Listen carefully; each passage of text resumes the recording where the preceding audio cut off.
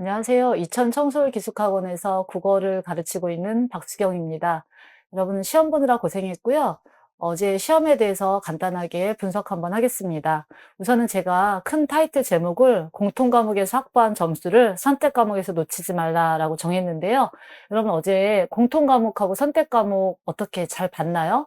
선택 과목 화작과 언매 모두 만만치 않은 문항들이 출제가 돼서 여러분들을 좀 어렵게 했을 거라는 생각을 좀 합니다. 우선 전체적인 내용을 좀 한번 보겠습니다. 어제 EBS에서 발표한 그 등급 컷을 보면 화작이 92점, 언매감 87점 정도로 형성이 되어 있는데 예전 그 작년이나 그 작년 이전에 9월 모의고사 등급 컷하고는 크게 다르지 않아서 수능 등급 컷을 어느 정도 예측은 가능할 수 있습니다. 다만 여러분이 작년에 봤던 수능과 6월에 봤던 직전 모의고사와 비교를 하면 문제는 약간 좀 어려웠다고 볼 수 있습니다. 전체적인 걸 한번 보면요. 독서는 독서론을 제외하고 세 지문이 EBS 연계가 됐습니다. 하지만 연계됐다고 말하기에는 매우 부끄러울 정도로 학생들이 느끼는 체감 연계율은 매우 떨어졌을 것입니다. 왜냐하면 키워드 정도만 끌고 왔지 전체적으로 글의 내용 구성이 새로운 정보가 만들어졌기 때문에 학생들이 느끼는 체감 연계율은 떨어졌을 겁니다. 요거는 제가 3달 전에 6월 모의고사와 다른 이야기를 지금 하는 거잖아요. 6월 모의고사에서는 지문의 많은 내용들을 EBS를 거의 많이 끌고 왔지만 9월은 그와 다른 기조를 좀 보였습니다. 그리고 지문의 구성이 주제통합, 그리고 사회, 기술 순으로 지문 배열의 변화가 생겼어요. 6월 달에는 사회를 주제통합으로 구성하고 그리고 기술 지문, 인문 지문 이렇게 배열되어 있는데 지문의 배열 변화가 생겼다는 점이 좀 눈여겨볼 만합니다. 주제통합 지문은 영화 사회의 관계를 나타내는 가지문과 SF의 개념과 특징이라는 나지문을 이렇게 주제통합으로 출제했는데 나지문이 EBS의 많은 내용을 상당 부분을 끌고 왔습니다. 다만 전체적으로 지문 읽기가 수월했고 가에 사회의 관계를 바라보는 사상가들의 입장도 읽기가 그렇게 어렵지 않은 지문이어서 지문 읽기는 수월했지만 6번이나 8번 문항을 푸는 데는 좀 까다로움이 있을 수 있고요. 제가 7번에 5번 선지의 답을 제대로 못 찾고 간과한 학생들은 5번에 그 수반이라는 단어에 조금 더 집중했으면 좋겠습니다. 이 수반이라는 단어는 어떤 것이 동시에 같이 따라오는 것인데 지문에 보면 무엇을 통해서 이루어지는 것, 즉 시간적인 선후관계와 그다음 이 수반이라는 동시성을 가진 이 단어를 체크를 제대로 못해서 답을 5번이라 체크하지 못한 학생이 있다면 이런 기본적인 좀 단어에 주의할 필요가 있습니다. 그리고 9번 문제, 어휘 문제 조금 특이했죠? 이런 문제도 좀 주의할 필요가 있습니다. 두 번째 사회 지문은 공공저널리즘이라는 지문이었지만 EBS 내용을 끌고 오긴 했습니다. 하지만 그냥 키워드 정도 끌고 오는 수준이었고 다만 공공저널리즘에 관련된 학자 4명이 나와서 서로의 견해를 비교 대조하는데 지문과 문제가 모두 평이했습니다. 그래서 어렵지 않게 했을 것이고 세 번째 지문 기술 지문입니다. 이것도 EBS에서 축음기가 소리를 어떻게 저장하는지 그 방식에 대한 원리를 설명하는 지문이 있었잖아요. 그 지문에 이 오디오의 신호 압축 기술을 같이 이렇게 접목하는 지문들을 출제했는데 전체적으로 아마 14번에 정보를 확인하는 문제가 조금 까다로웠을 것이고 17번은 학생들이 가장 어려워했던 문제 중에 하나였습니다. 문학은 4지문 8작품이 출제됐는데요. 4작품이 EBS 연기였습니다. 그중에 현대시, 그리고 고전시가, 그리고 고전수필, 현대소리 비연기였고요. 문학은 EBS 수능문학의 출제 기조를 전체적으로 그대로 유지했고 학생들 또한 연계 체감률이 매우 높았을 것이라고 생각합니다. 고전소리의 이화전은 EBS 연계 그 지문 부분을 그대로 80% 이상 출제했고요. 지문하고 문학 모두 수월했고 사실을 확인하는 과정만 잘 했으면 아마 문제 푸는 데는 어렵지 않았을 것입니다. 갈래복합 지문이 현대시 하나는 연계, 하나는 비연계, 그리고 고전수필이었는데요. 24번 문항을 푸는 학생들 입장에서는 문제에서 요구하는 내용의 작은 따옴표 안에 시어에 볼드체가 없어서 아마 문제를 푸는 수험생 입장이었다면 이런 작은 부분도 아마 굉장히 좀 당황할 요소라고 생각합니다. 고전시가는 이렇게 갈래복합을 푸고 났는데 고전시가가 또 지문의 길이가 길어졌어요. 그래서 화장가라는 EBS 지문을 그대로 끌고 왔고요. 그리고 사설시조도 연계였습니다. 평시조 하나가 비연계였지만 해석 감상하는 데는 어렵지 않았고 다만 갈래복합 지문 읽어가면서 이미 새 작품을 연계해서 이렇게 같이 문제를 풀었는데 고전시가 지문조차 이렇게 가나다가 나오다 보니까 학생들 입장에서는 분량의 압박이 조금 있었을 거라고 생각합니다. 마지막 현대소설 지문은 EBS 비연계 문제였고요. 34번 문항이 보기에 어떤 준거를 적용해서 선지를 판단하는 데 조금 어려움이 있지 않았을까 싶습니다. 세부적인 분석을 선택 과목 한 번 더 하겠습니다. 화작은 그대로 그 기존을 유지했지만 해당 자료가 줄글이나 표 형태로 제시되어 있다는 점, 그리고 세부 내용을 확인하는 데 좀 시간이 걸렸고요. 어려운 문제가 한 문제 있습니다. 뒤쪽에 자세히 볼게요.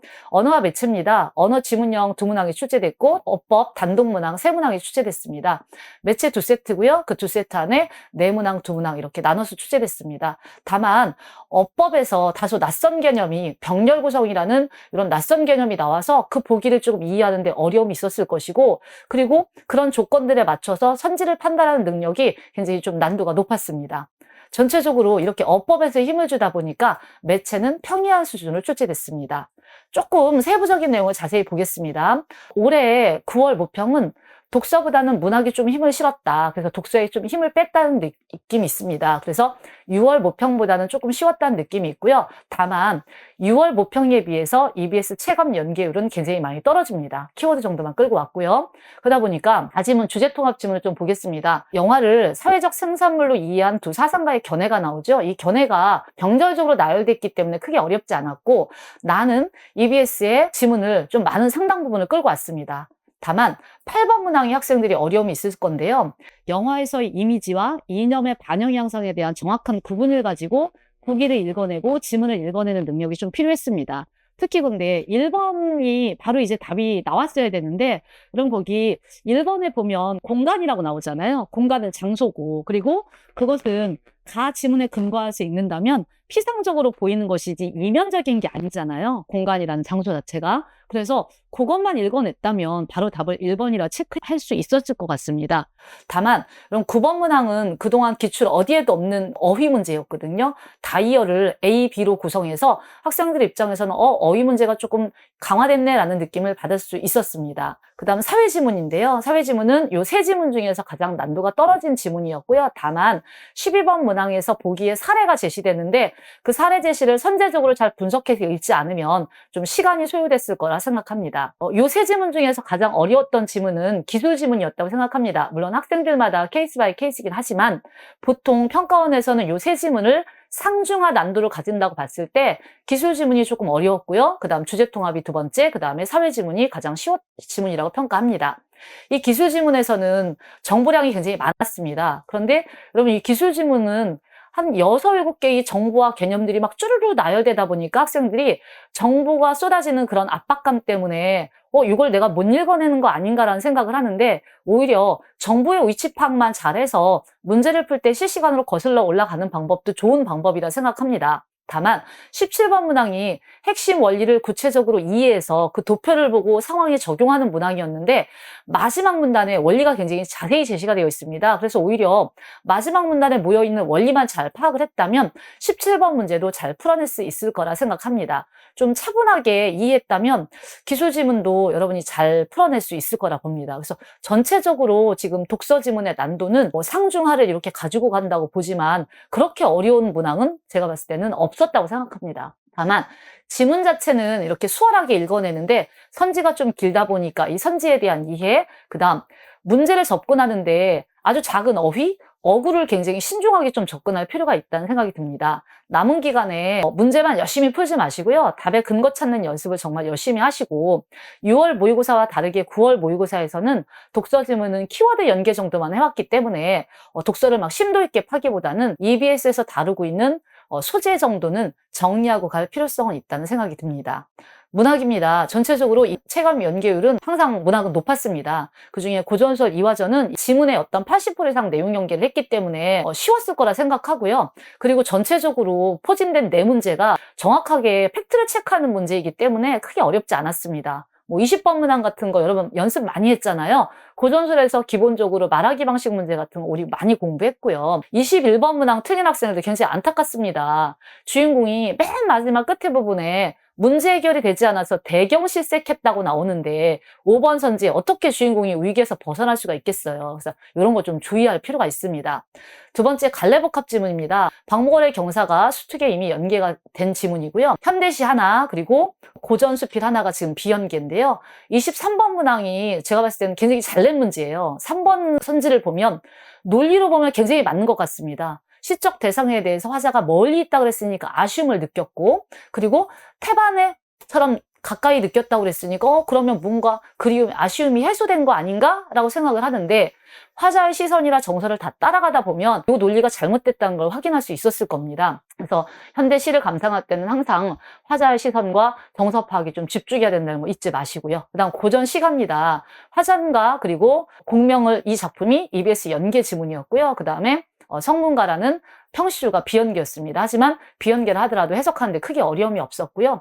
화전가는 EBS 3분의 2 이상을 그대로 수록했기 때문에 여러분 지금 29번 문항 같은 거, 28번 문항 그리고 30번 문항은 제가 봤을 땐 1초각입니다. 제대로 공부만 됐다면. 30번 문항 같은 경우에 가에 시냇가가 나오잖아요. 시냇가는 화전놀이를 하는 여성들이 1년에 한 번 유일하게 놀이가 허락된 날인데 시냇가가 어떻게 일상적인 생활 공간이 될 수 있겠어요. 1년에 한 번 만나서 노는 즐거움의 놀이 공간이지 일상적 생활 공간이라는 말은 잘못됐어요. 그리고 현대소설입니다. 염상섭의 두출발이라는 비연계 작품이 나왔는데 이게 6월 모의고사에서 표구된 휴지라는 현대소설을 읽을 때도 여러분이 우선 표구라는 뜻을 잘 몰랐을 때, 그리고 나와 친구가 이야기를 했을 때 그 대화가 무엇을 담고 있는 이야기인지 몰라서 헤맸을 때 약간 똑같은 느낌을 받지 않았을까 싶어요. 앞부분에 대화를 통해서 사건의 추이가 어떻게 진행되는지를 파악하는 게 되게 중요했는데 그게 파악이 안 되는 친구들은 중간 정도 읽어가면서 이게 무슨 이야기지? 라는 생각을 좀 했던 것 같습니다. 34번 문항 보기하고 선지의 논리 파악을 잘해야 되는데요. 범주 파악을 잘해야죠. 경관 앞에서 상전 하인이 없었다라는 것은 그 상전 하인의 관계가 역전됐다는 게 아니라 경관 앞에서는 상전 하인 모두 머리를 조아렸다는 뜻이니까 관계가 역전됐다는 논리는 굉장히 잘못됐잖아요. 그런 걸 좀 주의 깊게 범주 부분을 좀 잘 봤어야 될 것 같아요. 전체적으로 문학은 작품은 평이했습니다. 다만 비연계 항상 선생님이 얘기하잖아요. 현대시 하나, 현대소설 하나가 비연계됐을 때는 EBS에 언급된 잘 알려진 작가의 또 다른 작품들에 주의 집중해라 라고 했는데 지금 이수익이라던가 염상섭은 EBS에 언급됐지만 지금 또 다른 작품으로 출제한 경우입니다. 그래서 EBS 연계교재에서 언급됐지만 작가가 익숙한데 모르는 작품이 나왔을 때 3학기에는 이런 작품들에 조금 더 주의 집중해서 공부하시고요. 선지 개념어에 대해서 확실하게 좀 이해를 하면서 EBS 연계학습 중요성 아직도 이제 모르진 않겠죠? EBS 연계가 얼마나 중요한지. 그래서 EBS 연계학습 제대로 하시기 바랍니다. 제가 이번에 굉장히 힘줄 부분이 선택문항입니다. 선택 과목에 화작과 언매, 화작의 37번 학생들 아주 조심했어야 됩니다. 원래 전형적으로 이 37번 내는 문항 유형이 있잖아요. 그런데 이번에는 어디에서 함정을 봤어요? 보기 내용에 아예 팩트 체크 부분을 지금 잘못 이해하게. 원래 이것은 청중의 반응을 유도하는 문제이기 때문에 이런 부분에서 오답을 파면 안 됐던 문제라고 생각을 하는데 아예 팩트 부분을 지금 잘못 문제를 지금 내고 거기서 답을 찾도록 유도했기 때문에 37번 문항 앞으로 우리가 이런 거에 주의해야겠다는 생각을 좀 많이 했습니다. 또 39번이나 41번 특히 41번 문항에 교육평가 등의 어떤 새로운 형식의 작문 문제를 약간 좀 도입을 했고요. 원래 45번 문항 자리에는 자료 활용의 적절성을 묻는 문제인데 오히려 비판적으로 평가하고 반박하는 어찌 보면 문제는 크게 어렵지 않았지만 새로운 문제 유형이 나와서 평가원에서 화작에서 뭔가 언매하고의 어떤 그 변별도를 위해서 굉장히 좀 새로운 문항을 개발하려고 하는 노력들이 많이 보였습니다. 언매는 이번에 굉장히 어렵습니다, 여러분. 그 오답 베스트 10 안에 언매 문제가 3문제가 포진될 정도로 문법에 개별 문항들이 없었습니다. 중세국어 문제가 오히려 쉬워가는 문항일 정도로 쉬웠고요. 나머지 4문항이 굉장히 어려웠습니다. 우선은 보기에 나와 있는 문법 개념, 병렬 구성에 대한 3가지 병렬 구성이었던 모양을 이해하시고 그리고 35번 문항을 풀었어야 되는데 35번 문항은 여러분 접속조사하고 부사격조사 구분을 잘했으면 밑에 2, 3, 4, 5까지 가지 않아도 됐을 텐데 1번에서 답이 안 보이는 친구들이 2, 3, 4, 5 갔는데 답이 안 나왔어요. 그래서 다시 1번으로 거슬러 올라가면서 아마 이때 이제 멘탈이 무너지는 그런 일이 생길 수 있는데 이런 접속조사, 부사격조사 구분 정확히 하시면 됩니다. 36번 문항은 풀이 과정이 복잡하고 시간이 많이 걸렸습니다. 조건이 지금 세 가지 조건이 있었잖아요. A부터 E까지의 모든 문장을 이 세 가지 조건에 부합하는지를 판단하는 과정이 있다 보니까 아마 시간이 많이 걸렸을 거란 생각이 듭니다. 그리고 학생들이 가장 많이 어려워했던 문항은 38번 문항입니다.